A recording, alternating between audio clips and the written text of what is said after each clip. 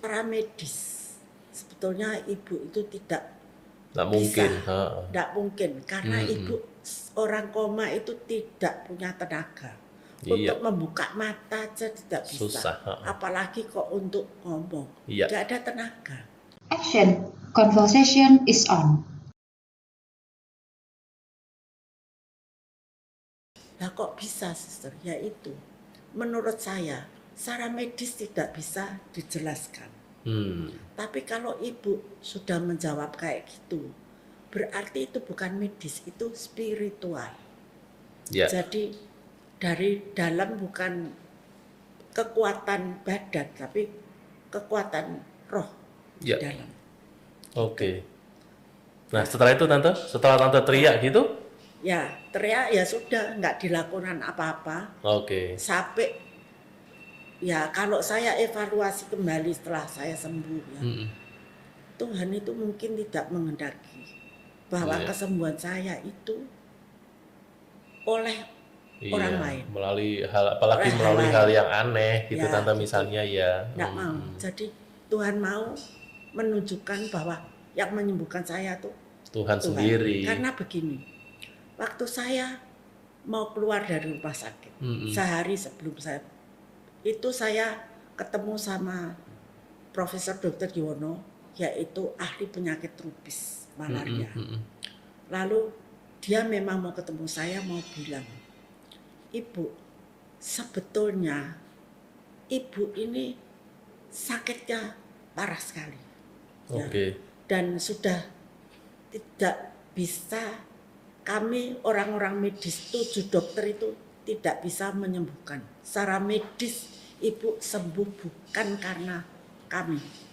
Ya. Bukan karena secara medis Ibu sembuh. Tapi nggak tahu ginjal yang nggak kerja. Kalau ginjal Ibu nggak kerja 1 hari lagi saja, 1 hari. Oh nggak usah 1 hari, 3/4 hari lagi Ibu berangkat. Ibu sudah berangkat. Tetapi nggak tahu ya, tiba-tiba ginjal Ibu itu bekerja. Kami juga tidak mengerti mengapa. Nah, karena ginjal Ibu bekerja, organ lain yang tidak normal, liver apa itu bisa menjadi normal kembali. Jantung kembali tidak bengkak, paru, usus, ya semua sudah bisa normal kembali. Ya. Itu karena Ibu disembuhkan oleh mujizat Tuhan, bukan oleh kami. Ya. Lalu saya mengerti, lalu saya disembuhkan itu sebetulnya apa? Bertahun-tahun saya tidak mengerti. Kemudian pada satu hari saya mulai mengerti, oh kemungkinan besar karena saya mengenal kasih Tuhan dan saya minta ampun. Dan Tuhan yang Maha Pengasih itu mengampuni saya, kemudian menyembuhkan saya. Cuma itu yang bisa saya mengerti. Nah, tante, tadi tante, di dalam surat tante kan ada menyebutkan juga bahwa tante mengalami mujizat Tuhan gitu kan ya? Ya. Nah, mujizat apa aja tante selain tadi tante ada perjalanan spiritual bersama Tuhan gitu ya? Tuhan mengatakan ya tante diampuni, Tuhan menerima tante apa adanya dan sebagainya gitu. Setelah itu secara medis gitu ya, kita bicara secara medis gitu ya, kondisi tante ini membaik, organ-organ tubuh tante mulai bekerja secara pelan-pelan itu menjadi normal kembali. Apakah ada mujizat yang lain tante yang selama tante sakit ini tante alami? Yaitu yang temannya yang dari Kediri itu. Jadi pertama anak saya yang di Belanda itu, waktu mau pulang, dia bilang mamamu sakit pasti akan disembuhkan. Yang kedua yaitu melalui yang orang Kediri itu, temannya itu saya mau disembuhkan melalui foto. Iya, tante teriak itu ya. Enggak mau. Tapi kemudian Tuhan menyembuhkan saya dengan pernyataan dokter itu bahwa sebetulnya sakit saya tuh nggak ada harapan, secara medis nggak bisa. Ya. Tapi tiba-tiba ginjal bekerja lah, itu dokter sendiri nggak ngerti. Oke. Bahkan waktu saya dokter Yono tuh ya, dokter Ari ketua tim itu, waktu saya tanya, dia tuh kan teman suami saya, Ya. ahli liver lagi. Iya. Dia bilang, yo dok kenapa kok ginjal saya tiba-tiba bekerja? Saya mau pulang ya tanya gitu. Lalu dokter, aduh, aku wis setengah mati loh. Ulah wong mosok nyonyai koncoku ki mesti mati di tanganku. Ya apa? Iya. Jadi setiap saya sholat, saya nyuwun sampai Gusti Allah tuh. Bilang gini, aduh jangan sampai teman saya nih nyonyanya itu mati di tangan saya. Tapi nggak tahu kenapa kok ginjelit tiba-tiba kerja. Nah, kenapa dokter saya tahu? Mbuh ra roh aku ya gak ngerti. Takok ambek Gusti Allah. Oke. Iya. Jadi dua dokter sudah menyatakan bahwa saya disembuhkan oleh Tuhan. Oke. Dan itu yang rupanya dimaui, dikehendaki oleh Tuhan. Iya. Berarti ada seorang pun yang dapat menyembuhkan saya kecuali Dia.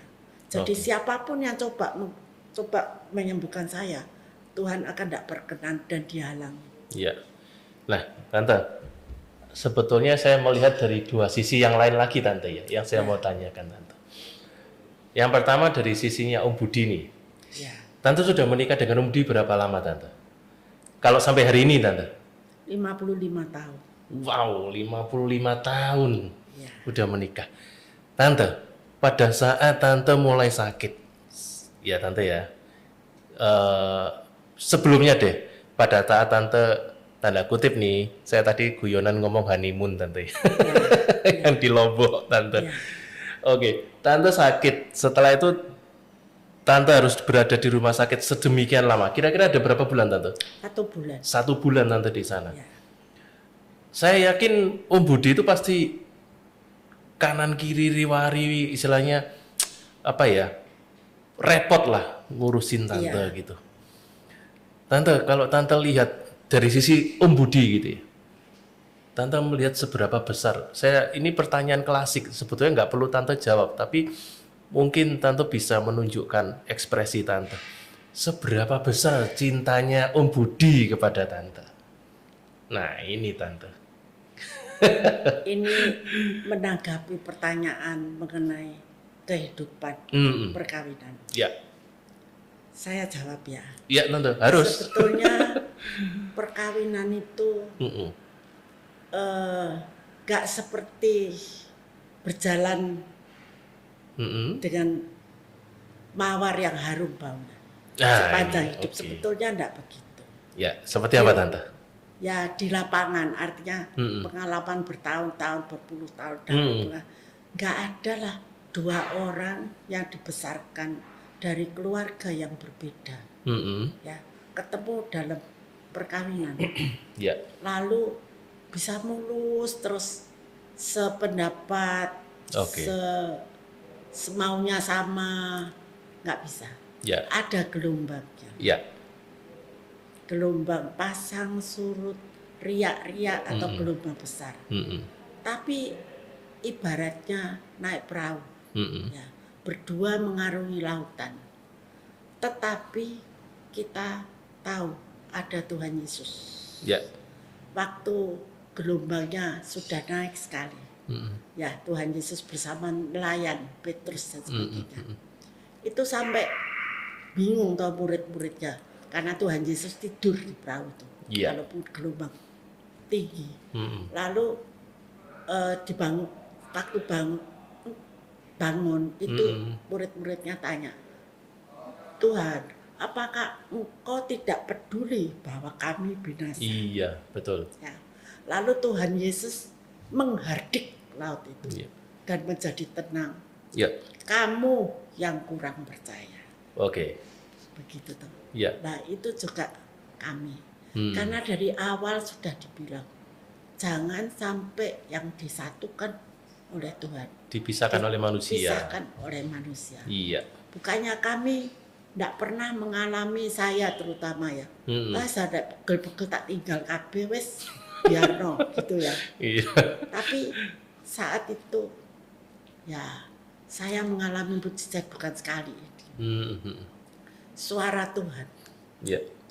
tiba-tiba sampai ke saya. Oke. Itu mengenai Iya. perkawinan tante sama Budi kan? Iya. Ya. Oke. Ya suara Tuhan bilang, berikan pelayananmu, ya, berikan kasihmu, Oke. berikan seluruh pengorbananmu, Ya. kasihlah dia. Oke. Jadi intinya Tuhan itu adalah kasih. Ya. Wah, waktu itu saya udah ngerti kenapa harus begitu. Tapi saya sampai retret, sampai puasa doa, sampai apa, ya Tuhan menjawab, aku akan bersamamu. Oke. Berarti istilahnya Tuhan selalu bersama dalam perkawinan tante dan Om Budi gitu ya. Dan Tuhan tuh setia luar biasa. Ya. Setia. Oke. Nanti kalau kesempatan kapan-kapan saya akan ceritakan lagi. Iya, Mengapa karena itu? saya tertarik tante dari sisi itu. Karena kan biasanya kan ujian suatu perkawinan atau suatu perkawinan atau pernikahan gitu kita bicara ya. Itu kan bukan saat diuji itu kan bukan saatnya kita yang senang-senang aja, tapi terutama pada saat kita susah. Iya, memang. Kalau salah satu pasangan kita susah itu baru bisa dilihat seberapa besar cintanya pasangan kita, seberapa besar kasihnya pasangan kita kepada kita. Salah satunya tante ya. Saya merasa bukan cuma keadaan susah. Justru keadaan susah itu Tuhan bersama kita. Ya. Tapi kadang-kadang saya tidak merasa. Iya, nggak melihat ya Tidak tante. melihat dan bahkan saya pernah marah sama Tuhan. Karena ya waktu itu sebagai angkatan laut, Om Budi sering pergi. pergi dipindah sak mau nih Tuhan dengan ya sekarang katakanlah sekarang biaya hidup aja nggak pernah dicukupi sama angkatan laut. Iya. Gitu loh. Oke. Ya, tapi istilahnya Tuhan pelihara. Ternyata waktu pun saya marah dengan dipindah ke Manado, saya sampai jual emas untuk pindah karena ongkos pindah ya tidak cukup di sana, tidak dikasih rumah apa gitu ya. Tapi Tuhan beri kelimpahan. Oke. Ya, Nah, nanti lain kali saya undang Om Budi kalau gitu. Cerita pengalaman bagaimana dia sering traveling. Boleh. Ada godaan nggak? Ya, banyak godaan. Iya, Om Budi siap-siap nanti. Ya, boleh. Saya udah, ya Om ya. Oke, Tante, itu yang pertama. Yang kedua saya mau nanya Tante, berdasarkan pengalaman Tante, melihat apa yang Tuhan sudah tunjukkan ke Tante, saat ini Tante merasa bagaimana Tante? Maksudnya, pernah nggak Tante nanya, Tuhan ini maksudnya apa? Saya mengalami mujizat ini, saya harus apa gitu? Bertahun-tahun setelah saya sakit, saya tuh tanya sama Tuhan. Oke. Tuhan, apakah yang Engkau kehendaki saya berbuat? Kenapa saya disembuhkan? Apakah saya ada misi? Oke. Yang harus saya lakukan untuk bertahun-tahun saya tidak mengerti karena saya ini ternyata tidak disuruh apa-apa. Agak aneh. Jadi pada saat satu kali saya memang dulu pendidikan guru piano. Saya les piano 11 tahun lebih untuk mencapai ijazah guru. Tapi saya nggak ngelesi piano. Oke. Tapi saya ngerti musik gitu. Ya. Lalu saat itu lansia Pregolan Bunder ingin sekali memuji Tuhan dengan mengadakan kor lansia. Iya. Lalu bilang sama saya, ya sudahlah saya coba-coba.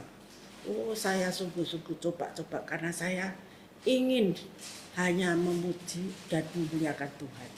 Itu saja. Lalu saya kumpulkan dari gereja-gereja lain juga 1-2 orang yang bisa menyanyi dengan baik. Saya rekrut mereka.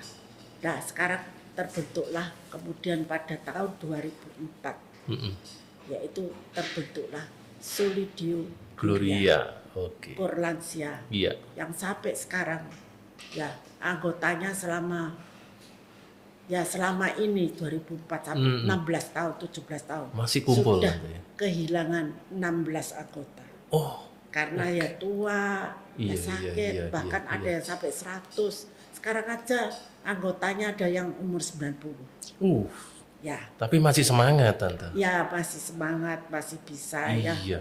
Ya sudah nggak sebanyak dulu ya, kurang dari 30 lah begini. Iya. Berarti Tuhan ingin Tante mengucap syukur, terus melayani. Apa kor kita itu memenuhi syarat untuk didengarkan, saya juga tidak tahu. Memenuhi syarat Tante. Yang penting itu kan hati Tante melayani, iya Tapi, kan? ya bukan cuma itu. Iya. Kalau hati suaranya Paros, siapa yang tarik? Tapi Pak Rubin itu bisa berhasil membawa kami sampai ke jenjang Suara yang bagus Tante ya. juara 2 waktu lomba lansia. Iya Tante. Oke, nah Tante, ini pertanyaan Tante nggak jawab juga nggak apa-apa ya Tante. Kira-kira Tante ini sekarang umur berapa Tante? Tante Melani? Saya umur 81. Wow, Om 80. umur 82. Selisih setahun Tante. Ya. Iya. Nah, Tante, apa yang apa ya istilahnya ya? Apakah masih ada misi Tante dalam hidup Tante ini ya bersama Tuhan yang sampai saat ini belum Tuhan, aku belum melakukan atau aku belum selesai melakukan gitu. Apa Tante? Saya terus terang ya, nomor 1 visi saya untuk memuji dan memuliakan Tuhan itu Oke. sampai di Kurlansia Ya. yang saya merasa diberkati Tuhan, Oke. diberi pimpinan yang bagus dan diberi pianis setelah saya ngiringi radang tangannya. Oh ya, Pas Tante dia pernah ini ya. Ya, jadi saya nggak bisa lagi mengiringi karena radang, tapi saya akhir ini diberi pianis yang bagus sekali. Salah satu yang terbaik dari Kristen University Petra, Oke. Kenny. Iya, Jadi itu muda, masih mau mengiringi dan dia memang cakep mengiringi. Iya. Dan saya diberi seorang dirigen yang cakep lagi dan Iya. dedikasi. Iya. Ya itu. Nah, kalau Lalu saya sorry. setelah berpikir lagi misi saya apa, Iya. kemudian saya dipanggil ya saudara kami Pak Teguh ini untuk boleh bersaksi, dan saya berdoa pada Tuhan, biarlah kalau saya menerima misimu ini, saya ingin dengan orang-orang yang mendengarkan kesaksian saya menarik jiwa-jiwa atau mendatangkan jiwa-jiwa Amin. Iya. bagi Tuhan, karena orang-orang yang belum mengenal itu akan ingin datang lebih dekat kepadamu. Iya. Cuma itu. Jadi saya merasa bersyukur bahwa Iya. saya diundang untuk memberikan kesaksian. Iya. Jangan panggil saya Pak, Tante. Oh iya, Teguh Pak aja, Teguh aja, saudara kita juga hamba Tuhan. Jadi saya berjanji dalam diri saya akan mendukung sepenuhnya usaha Teguh untuk kesaksian ini, kapanpun dan dimanapun. Iya, terima kasih Tante. Iya. Karena sebetulnya saya juga, kalau boleh saya sharing ke Tante nih sama Om Budi ya. Saya sebetulnya sebelumnya ditelepon Budi itu saya juga bingung loh. Ini kita podcast ini mau ngundang siapa gitu kan. Ya, Tiba-tiba Om Budi telepon gitu ya. ya, Dan kebetulan waktu itu saya lupa. Karena nomornya Om Budi itu kan nggak ke-save di HP saya. Dan saya cuma dengar suaranya, ini kira-kira siapa gitu kan. Setelah Om Budi telepon agak lama, saya baru ingat, oh ini pasti Om Budi. Dan gitu ya.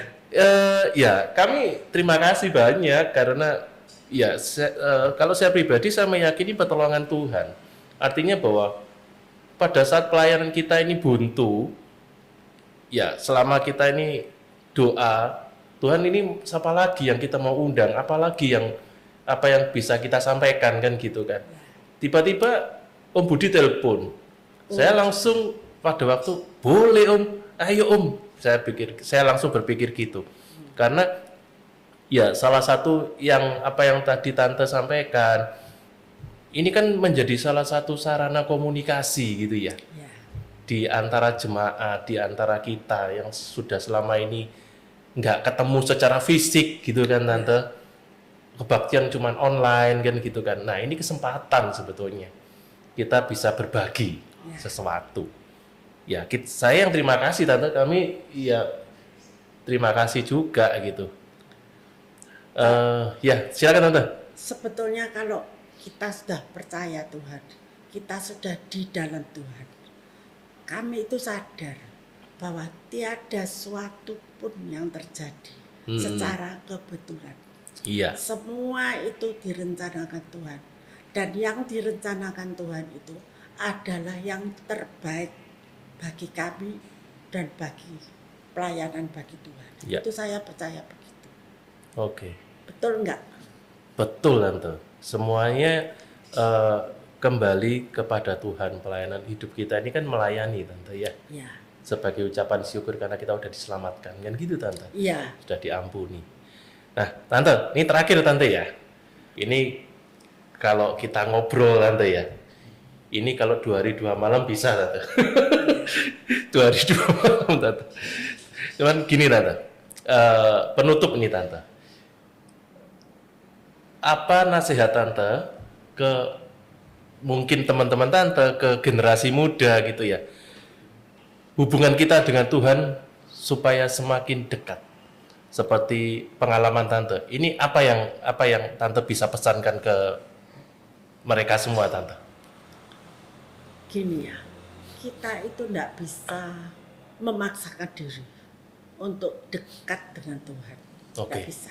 Oke. Tapi yang kita bisa percaya, kita bisa agak memaksa diri kita adalah percayalah pada Tuhan. Percaya saja. Maka yang lain itu berjalan. Yang lain itu ya kita akan mengenal Tuhan, kita akan tahu kasih Tuhan. Ya seperti saya ini, kasih itu tahu, kita akan tahu bahwa Tuhan itu sangat setia. Dan kita akan dengan percaya, kita akan menjadi pasrah dan taat.